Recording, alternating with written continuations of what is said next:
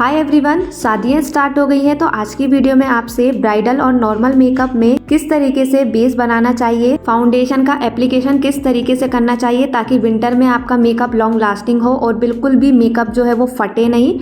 साथ ही मैं आपको जो अफोर्डेबल प्रोडक्ट्स हैं, अगर आप बिगनर्स हैं तो उनको मैं शेयर करने वाली हूँ कि आप बिल्कुल कम प्राइस वाले प्रोडक्ट से किस तरीके से ब्राइडल और नॉर्मल मेकअप कर सकते हो। सबसे पहले जब हम मेकअप करते हैं उससे पहले स्किन पर क्लिनजिंग करना बहुत ज़्यादा ज़रूरी होता है। इसलिए हम ब्राइडल को बोलते हैं कि 3 से 4 महीने पहले जो उनकी फेशियल होते हैं वो स्टार्ट हो जाते हैं, उनकी सिटिंग स्टार्ट हो जाती है ताकि जो स्किन है उनकी बहुत अच्छे से सॉफ्ट रहे, बिल्कुल भी डेड स्किन सेल्स उनकी स्किन पर ना हो। तो अगर आपकी ब्राइड बिल्कुल भी फेशियल नहीं करी हुई हैं, अगर डायरेक्ट ही आपसे मेकअप कराने आई है तो आप उनकी क्लिनजिंग और स्क्रबिंग ज़रूर से ज़रूर करना है, उसके बाद ही मेकअप स्टार्ट करना है। तो सबसे पहले आपको करना होगा क्लिनजिंग, टोनिंग और मॉइस्चराइजिंग। क्लींजर के लिए आप कोई भी क्लींजर ले सकते हो। उसके बाद अगर उनका फेशियल करी हुई है वो और डायरेक्ट आपसे मेकअप कराने आई है तो आप इस तरीके के जो गार्नियर क्लींजर होता है, इससे उनका जो फेस है आपको अच्छी तरीके से क्लीन करना है, क्योंकि गार्नियर का क्लींजर बहुत ही अच्छा क्लींजर है जो कि स्किन को डीप क्लीन कर देता है, अंदर तक क्लीन कर देता है। उसके बाद अगर आप मेकअप करने से पहले आपको जो बायोटिक का इस तरीके का क्रीम क्लींजर जो आता है, आप कोई भी क्लींजर ले सकते हो। बायोटिक का क्लींजर बहुत ही ज़्यादा अच्छा है। तो मेकअप करने से पहले आपको क्लींजर करना बहुत ज़्यादा ज़रूरी है। अगर थोड़ी बहुत हल्दी अगर फेस पे लगी होगी, जो स्किन गंदगी वगैरह होगी फेस पर, तो वो निकल जाएगी। उसके बाद में आपको जो टिश्यू होता है उसकी हेल्प से अच्छे से पूरा फेस जो है वो क्लीन कर लेना है। उसके बाद सेकंड स्टेप होता है हमारा स्किन को टोनर करना, यानी कि जो आपके पोर्स होते हैं वो ओपन होते हैं, तो आपको जब आप टोनर करोगे तो जो आपकी स्किन होती है इससे हाइड्रेट हो जाती है। टोनर यूज़ करना बहुत ज़्यादा ज़रूरी है मेकअप करने से पहले। यहाँ पे मैं नॉर्मल टोनर आपसे बता रही हूँ, लेकिन मेकअप में आपको इस तरीके का टोनर नहीं यूज़ करना है। जो मेकअप से पहले यूज़ करने वाले जो टोनर आते हैं वही आपको यूज़ करना है। तो यहाँ पे आपको अच्छी तरीके से कॉटन की हेल्प से जो टोनर है वो अप्लाई कर लेना है। उसके बाद में जब तक टोनर अच्छे से स्किन में अब्जॉर्ब नहीं हो जाता, स्किन अच्छे से आपको नहीं समझ में आ जाती कि हाँ ये टोनर अच्छे से एब्जॉर्ब हो गया है, तब तक आपको नेक्स्ट स्टेप की ओर आगे नहीं बढ़ना है। अच्छे से आप चाहो तो फ़ैन की हेल्प से उसको ड्राई करवा सकते हो, या फिर नॉर्मली ड्राई वैसे तो होना चाहिए। उसके बाद जो हमारा थर्ड स्टेप है वो हम करेंगे। उसके बाद थर्ड स्टेप होता है हमारा मॉइस्चराइजिंग। तो फर्स्ट हो गया हमारा क्लिनजिंग, टोनिंग, उसके बाद आएगा हमारा मॉइस्चराइजिंग। मॉइस्चराइज़र के लिए आप सिंपल का मॉइस्चराइज़र यूज़ कर सकते हो, या मेकअप करने से पहले कोई भी मॉइस्चराइज़र आप यूज़ कर सकते हो, लेकिन स्किन टाइप के अकॉर्डिंग ही आपको जो सारी चीज़ें हैं वो यूज़ करना है। सिंपल का जो मॉइस्चराइज़र है वो ऑल स्किन टाइप है, विंटर के लिए उतना ज़्यादा अच्छा नहीं है, लेकिन विंटर के लिए आपको हल्का सा जो मॉइस्चराइजिंग थोड़ा सा जो स्किन को मॉइस्चर कर दे उस तरीके का आपको मॉइस्चराइज़र यूज़ करना है। यहाँ पे आप बायोटिक का मॉइस्चराइज़र भी यूज़ कर सकते हो, बस आपको क्वांटिटी का है जो ध्यान रखना होगा। लेकिन ऑयली और सेंसिटिव स्किन के लिए तो सबसे ज़्यादा ध्यान रखना होता है कोई भी प्रोडक्ट अप्लाई करने से पहले। उसके बाद जब तक कि मॉइस्चराइज़र आपका स्किन में एब्जॉर्ब नहीं हो जाता, जब तक आपको नेक्स्ट स्टेप की ओर आगे नहीं बढ़ना है। इससे क्या होता है, जो हम चीज़ें अप्लाई करते हैं उसको एब्जॉर्ब होने का टाइम नहीं मिलता, इसलिए जो मेकअप होता है वो ख़राब होने लगता है, क्योंकि स्किन में सेट नहीं हो पाता। इसलिए हमें अच्छे से मॉइस्चराइज़र को भी सेट होने देना है। उसके बाद जो है हम नेक्स्ट स्टेप करेंगे, यानी कि मॉइस्चराइज़र के बाद आता है हमारा प्राइमर। मैं आपसे शेयर करूंगी कि आप स्विस ब्यूटी का प्राइमर यूज़ करो, या आप अफोर्डेबल प्रोडक्ट देखना चाहते हो तो आप स्विस ब्यूटी का प्राइमर यूज़ कर सकते हो। बहुत अच्छे से वर्क करता है ये, इतना ज़्यादा लॉन्ग लास्टिंग नहीं होता, क्योंकि स्विस ब्यूटी का प्राइमर हल्का सा जो होता है कम प्राइस में आता है। तो अगर आप कम प्राइस में थोड़ा सा अच्छा प्रोडक्ट देखना चाहते हो तो मैं आपसे बोलूँगी कि आप स्विस ब्यूटी का प्राइमर यूज़ करो। उसके बाद इस प्राइमर को आपको अच्छी तरीके से पूरे फेस पर अप्लाई कर देना है, जहाँ पर पोर्स है वहाँ पर भी अच्छे से अप्लाई करना है। प्राइमर क्या काम करता है, एक आपकी स्किन पर लेयर बना देता है। तो जो आप बेस बनाते हैं, जो आप फाउंडेशन अप्लाई करते हैं वो लॉन्ग लास्टिंग होता है, क्योंकि स्किन से ऑयल नहीं सीक्रेट हो पाता। लेकिन जितना इसका काम है ये सिर्फ उतनी देर तक ही जो स्किन पे है वो टिकेगा, और बहुत अच्छे से आपका मेकअप होता है वो स्मूथ तरीके से ब्लेंडिंग हो पाती है, स्मूथ दिखता है। तो अच्छे से प्राइमर को आपको अप्लाई करने देना है। उसके बाद इसे हमें कम से कम 2 से 3 मिनट तक जो है स्किन पर ऐसे ही लगे रहने देना है। उसके बाद जो है हम फाउंडेशन या फिर कंसीलर जो है वो यूज़ करेंगे। तो फोर्थ स्टेप हो गया हमारा प्राइमर का। नेक्स्ट यहाँ पे 5th स्टेप होता है हमारा स्किन को कंसील करना।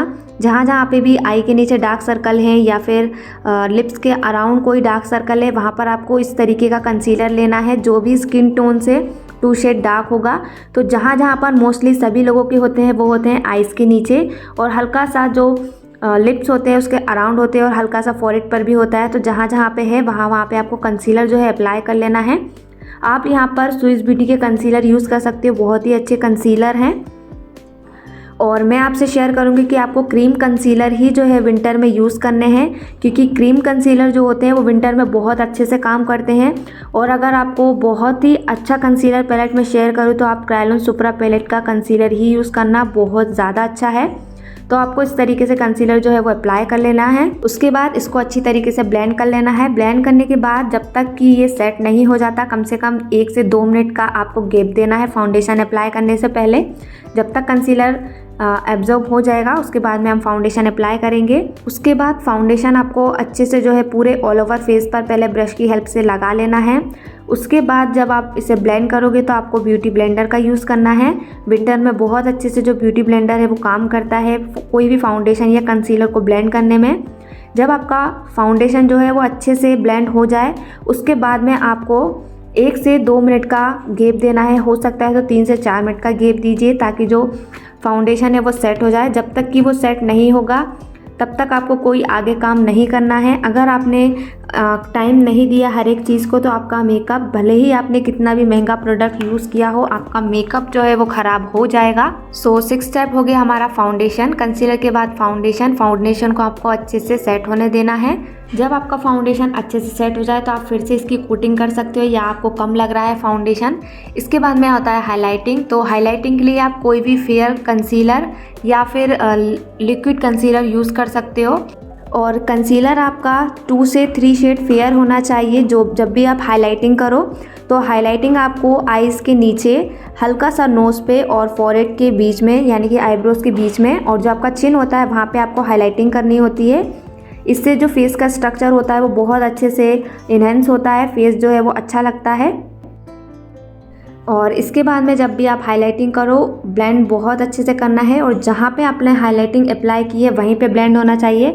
ऐसा नहीं आपने हाइलाइटिंग की है लेकिन ब्लेंड आपने पूरे फेस पे कर दिया है तो पूरा फेस जो है वो वाइट हो जाएगा। इसलिए हाइलाइटिंग करते समय आपको ध्यान रखना है।